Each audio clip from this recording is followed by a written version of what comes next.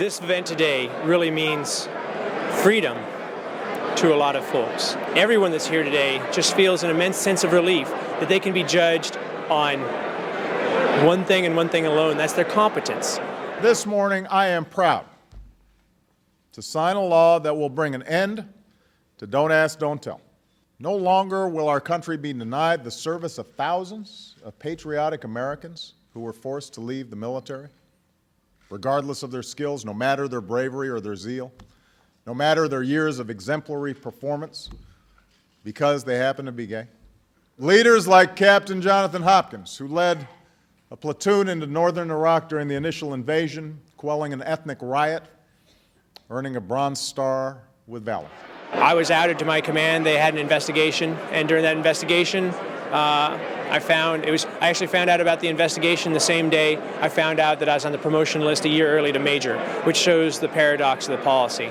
This law I'm about to sign will strengthen our national security and uphold the ideals that our fighting men and women risk their lives to defend. And I've got to acknowledge Patrick Murphy, a veteran himself, who helped lead the way in Congress. I joined the Army at 19 years of age back in 1993, and I rose through the ranks to be a captain and teach at West Point, and then when 9/11 happened, I deployed twice, and I saw so many great American heroes, leaders in our military and in our Army, be thrown out just because they happen to be gay.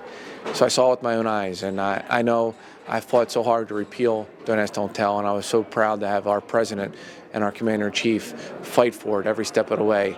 And I will tell you that it means the world, not just for those in the military, but for our country, to see a president who's willing to do what is right, which makes our country great. We are not a nation that says, don't ask, don't tell. We are a nation that says, out of many, we are one. We are a nation that welcomes the service of every patriot. We are a nation that believes that all men and women are created equal. Those are the ideals that generations have fought for. Those are the ideals that we uphold today. And now it is my honor to sign this bill into law. These words have often been said, but I think what particularly true today, that the arc of history is long, but it bends towards justice. And the president was determined that we were going to bend toward justice for the men and women serving in uniform. So this was a moral issue for us. It was a policy and a legal issue, and we all put our shoulder to the wheel to get it done. This is done.